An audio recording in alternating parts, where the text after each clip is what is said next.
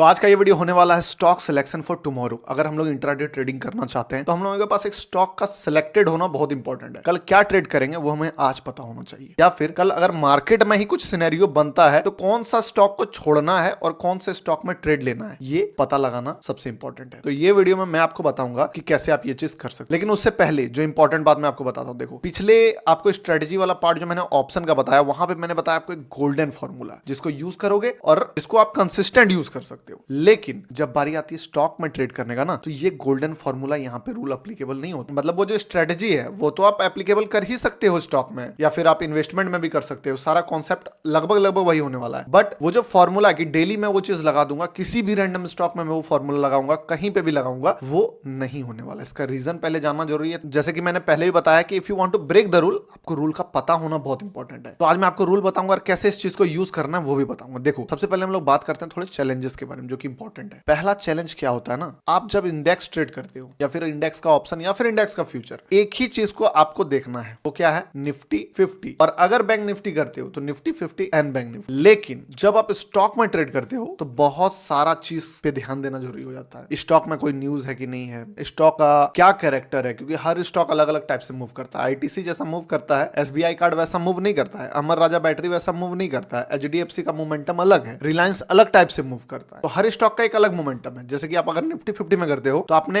Nifty 50 का character को समझा है कि ऐसे ही मूव करता है, यहां पे ट्रैप करता है, बराबर दिन में 2-3 बार तो ट्रैप करेगा ही करेगा, लेकिन ऊपर नीचे होता है। पर स्टॉक में ऐसा नहीं होता। स्टॉक में क्या होगा कि कोई स्टॉक मोमेंटम करेगा और एक जगह पे 2 घंटा खड़ा भी रह जाएगा, ऐसा भी स्टॉक होता है। एसबीआई कार्ड का अगर बात करें तो वो एक घंटा 2-2 घंटा इतना छोटा सा रेंज बना के वहां पे रुक जाएगा, फिर वहां से अचानक से 5 मिनट का कैंडल में ही फाड़ के इतना बड़ा एकदम 1% का कैंडल एक ही ठो बना देगा। ये कैरेक्टर है। जैसे कि पेटीएम का स्टॉक में भी एक बार क्या हुआ कि एक ही 5 मिनट का कैंडल में 7% का मोमेंटम आ गया। तो ये स्टॉक का कैरेक्टर आपको समझना होगा। अब सारा स्टॉक का कैरेक्टर आप पता नहीं कर पाओगे, लेकिन आपको ये मानना बहुत इंपॉर्टेंट है कि हर स्टॉक का एक अलग कैरेक्टर है। अब हम लोग सिंपल प्राइस एक्शन रूल जो होता है, जैसे मान लो निफ्टी में ट्रेड कर रहे हैं, वहां पे लगा देते हैं, वहां लगा लोगे तो चलेगा, क्योंकि वहां पे सभी कोई मेजॉरिटी ऑफ लोग प्राइस एक्शन देख रहे हैं या फिर प्राइस एक्शन में ट्रैप करने के लिए ही बैठे हैं। बट एक पैरामीटर तो है कि प्राइस एक्शन पे ट्रेड हो रहा है या फिर इंडिकेटर पे ट्रेड हो रहा है। स्टॉक का बात अलग हो जाता है। स्टॉक में मल्टीपल चीजों का इन्फ्लुएंस होता है। अब क्या क्या चीजों का इन्फ्लुएंस होता है जिस कारण हम लोगों को प्रॉब्लम भी होगा स्टॉक सिलेक्शन करने में, लेकिन सबका तोड़े इसका भी तोड़ होगा, मैं बताऊंगा आपको। पहला,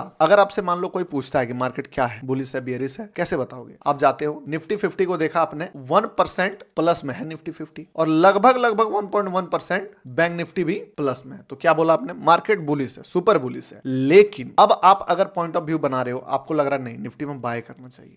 अगर आपको कोई पॉइंट ऑफ व्यू बनाने बोले तो आप बोलोगे हाँ मार्केट ऊपर जाएगा क्योंकि बुलिश है, अभी ऊपर जा रहा है, ऊपर जाएगा। बट जब बात स्टॉक की आती है, अब उस पे देखो प्रॉब्लम क्या है। अगर आप आज एनालिसिस कर लेते हो एक बढ़िया सा ग्रीन कैंडल या फिर कोई भी डोजी वोजी देख के, एक बढ़िया सा ग्रीन कैंडल, कोई बुलिश कैंडल देख के कि कल मैं इसको बाय करूंगा। अब इसमें 2 प्रॉब्लम तो है ही। अब बाय करने का जो पॉइंट ऑफ व्यू आपने बनाया, कैंडल सही है, प्राइस एक्शन सब सही है, बट दिक्कत कहां हो जाता है कि अब निफ्टी कल क्या करेगा उसका डायरेक्ट इंपैक्ट इस स्टॉक पे पड़ने वाला है। एक्सेप्शन भी होता है, वो भी बताऊंगा। पर नॉर्मली अगर आप कोई रैंडम स्टॉक चूज करोगे तो ये प्रॉब्लम डायरेक्टली आपको फेस करना होगा। मान लो आपने देखा कि एक ग्रीन कैंडल था और अगला दिन मैं बुलिश के साइड ट्रेड लूंगा क्योंकि सपोर्ट पे आया था और यहाँ पे एक बढ़िया ग्रीन कैंडल बनाया था, कल हो सकता है ऊपर जाएगा। बट अब निफ्टी खुल गया -1% गैप डाउन, या निफ्टी नॉर्मली नीचे जाने लगा, ये स्टॉक साइडवेज चला जाएगा या तो फिर नीचे चला जाएगा मोस्ट ऑफ द केसेस, ठीक है, क्योंकि मार्केट इसको फॉलो करता है। निफ्टी 50 बना किससे? 50 स्टॉक से बना है, तो ओवरऑल मार्केट जिधर जाएगा वो ये उधर चला जाएगा। कई बार आपको ऐसा देखने को मिलेगा, या आपने नहीं देखा तो मैं अपना ही एक्सपीरियंस से आपको बता देता हूं कि आपका स्टॉक अगर आपने सेल किया है, वो एक सपोर्ट को ब्रेक कर दिया, ठीक है, और कंसिस्टेंट नीचे जा रहा था, तो अगर निफ्टी 50 यहां से रिवर्स कर गया तो ये स्टॉक का प्राइस एक्शन कैसा भी हो उससे कोई मतलब नहीं है, इसको लेके ऊपर चला जाएगा। इसीलिए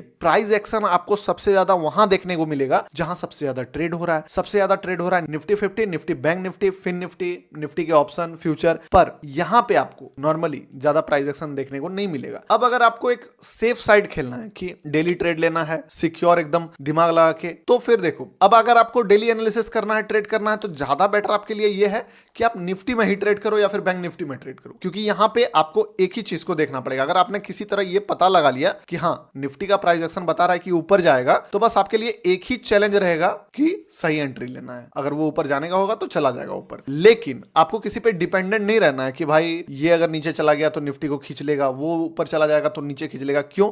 क्योंकि निफ्टी जो है वो ओवरऑल बैलेंस होकर चल रहा है। मैं आपको एक छोटा सा एग्जांपल देता हूं। यहां पे जैसे कि आप देख रहे हो कोरोना के बाद जैसे कि ये क्रैश आया, आप यहां से जो मोमेंटम देख रहे हो यहां तक का, आपको क्या लग रहा है क्या कि सारा स्टॉक सारा मार्केट एक जैसे ऊपर गया है? नहीं, इसको बैलेंस करके चलाया जाता है। अगर रिलायंस बहुत ज्यादा बेयरिश है तो बाकी के कुछ स्टॉक को बुलिश करके इसको लेवल में ला देगा मार्केट। जो भी मार्केट में पार्टिसिपेंट्स हैं, एफआईआई है, डीआईआई है, वो इसको ओवरऑल बैलेंस कर देते हैं। ये चीज सच्चाई है। देखो मार्केट यहां से यहां क्रैश हुआ, पूरा मार्केट नेगेटिव। रिलायंस का बहुत बड़ा कंट्रीब्यूशन है निफ्टी में। रिलायंस ने अकेले बहुत देर तक इसको संभाला और थोड़ा ऊपर खींच के गया। अब रिलायंस के भरोसे ही तो मार्केट को ऊपर लेके नहीं जाया जा सकता है। पूरा कितना कर देगा रिलायंस का प्राइस? 10,000 कर देगा एक श्योर शॉट में, तो फिर तो वो बहुत ज्यादा ही ओवर प्राइस हो जाएगा। तो फिर क्या किया गया? दोबारा यहां से जो है आईटी सेक्टर का बूम। अब फिर आईटी सेक्टर बूम में रहा, फिर आईटी सेक्टर थोड़ा रिलैक्स किया, हल्का फुल्का बुलिशनेस मिलेगा, बट वो जो रैली आता है सेक्टर का रैली, वो आपको एक एक सेक्टर का देखने को मिलेगा। फिर यहां से आप देख सकते हो ये जो रैली है ये पूरा का पूरा बैंक निफ्टी का रैली था। अगर अभी तक आप अगर इसके साथ बैंक निफ्टी को कंपेयर करोगे तो यहां से मार्केट तो कंसिस्टेंट ऊपर जा रहा था, पर बैंक निफ्टी देखो यहां से ऊपर आके फिर नीचे आ गया था, क्योंकि इसका सेक्टर अभी चल नहीं रहा था। ये बहुत ज्यादा ही साइडवेज पीरियड ही बोलो आप, कि धीरे धीरे ऊपर नीचे करके इतना ऊपर जाने के बाद भी नीचे आया, फिर उसी लेवल पे पहुंच गया जहां पे था। अब यहां से जो है जैसे कि यहां पे आप देख सकते हो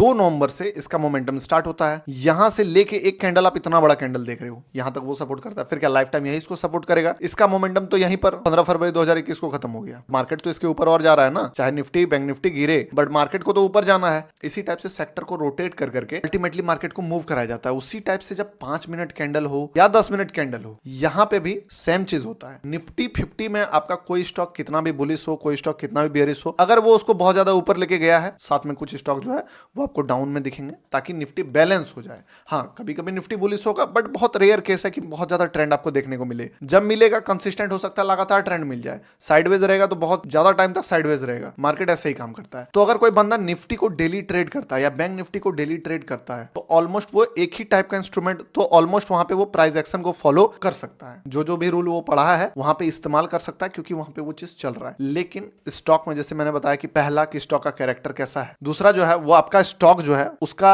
सेक्टर का क्या उस दिन का मूड है। मान लो आप बाय कर रहे हो एफएमसीजी में, अब मान के चलो जो एफएमसीजी सेक्टर है वो पूरा डाउन में है, निफ्टी चलो बुलिश है, बट आप एनालिसिस कर लिए कि आप हिंदुस्तान यूनिलीवर कर ऊपर जाएगा। आपने जब वहां घुस के बाइंग का प्लान बनाया, सेक्टर पूरा डाउन है, तो ये स्टॉक को भी नीचे लेके चला जाएगा। तीसरा, न्यूज। ओवरऑल बैंक निफ्टी हो या निफ्टी हो, यहां पे न्यूज आपका बहुत बड़ा न्यूज है तो उसका इंपैक्ट आपको देखने को मिलेगा मार्केट में। लेकिन जो छोटा मोटा स्टॉक का न्यूज है वो बहुत ज्यादा ही इंपैक्ट नहीं डालता मार्केट में। अब जैसे कि एचडीएफसी का मर्जर का न्यूज आया था, 10% एचडीएफसी चढ़ेगा, तो ये सब बड़ा प्लेयर है, ये सब का बड़ा कंट्रीब्यूशन है निफ्टी में, बैंक निफ्टी में, तो ये लोग मार्केट को हिला देंगे। बट ओवरऑल छोटा मोटा न्यूज, यानी कि विप्रो का रिजल्ट अच्छा आया, बढ़िया रिजल्ट था, विप्रो ऊपर गया, लेकिन उससे मार्केट को कोई खास फर्क नहीं पड़ने वाला है। तो ये सारा चीज आपको प्रॉब्लम जो है फेस करना पड़ता है स्टॉक में। अब आप ज्यादा प्राइस एक्शन को फॉलो करना चाहते हो, बेसिक ट्रेड लेना चाहते हो, बहुत बड़ा प्रॉफिट नहीं चाहते हो, 1:1, 1:1.5, तो क्या है कि आपको फिर वही 4-5 मार्केट लीडर के साथ चलना होगा। एचडीएफसी बैंक, रिलायंस, इन्फोसिस, ये सब जो बड़े बड़े स्टॉक हैं, ऊपर से जो मूव भी करते हैं, वो सब पे आपको ध्यान देना पड़ेगा। उसमें आपको बहुत ज्यादा इन्फ्लुएंस नहीं मिलेगा। वहां पे आपको बैंक निफ्टी का पर्सपेक्टिव बनाना है एंड उसके अकॉर्डिंग स्टॉक का पर्सपेक्टिव बनाना है। बट मैं आपको अपना जो मेथड है वो बताता हूं। देखो, हम लोग अल्टीमेटली पैसा बनाने आए हैं मार्केट से, तो सबसे पहला जो टारगेट मेरा रहता है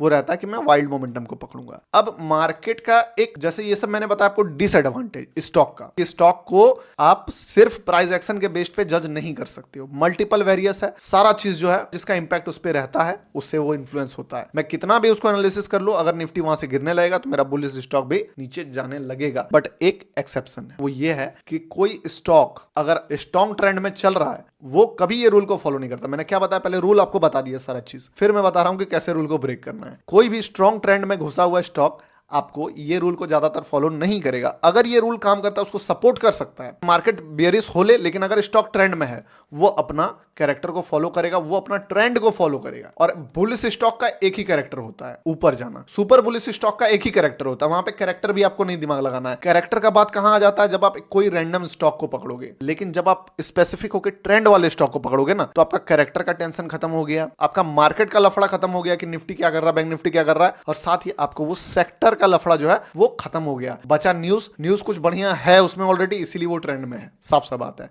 आपको नहीं पता है मार्केट में, हो सकता है वो न्यूज आउट हो चुका हो या आउट होने वाला आने वाला टाइम में। कुछ तो स्ट्रॉन्ग न्यूज है जिसके कारण वो ट्रेंड में, चाहे वो बढ़िया न्यूज हो चाहे बुरा न्यूज हो, विदाउट कोई फंडामेंटल रीजन स्टॉक नहीं मूव करेगा अगर वो एकदम पेनी स्टॉक नहीं है तो। अब ये चारों चीज का जो है आपका टेक केयर हो गया कहां, स्ट्रॉन्ग ट्रेंड में। अब एक और जो प्रॉब्लम था, जैसे कि अगर निफ्टी 50 हम लोग ट्रेड करते थे, उसका कितना एडवांटेज मैंने आपको बताया, बहुत सारा एडवांटेज बता दिया, पर डिसएडवांटेज क्या है कि निफ्टी 50 हो या बैंक निफ्टी हो या ऑप्शन हो, डेली मार्केट ट्रेंडिंग नहीं रहेगा। ये एक डिसएडवांटेज है। अभी तक मैं आपको एडवांटेज बता रहा था। पर आप स्टॉक में मान लो 200 ढंग का स्टॉक है जिसको आप ट्रेड कर सकते हो,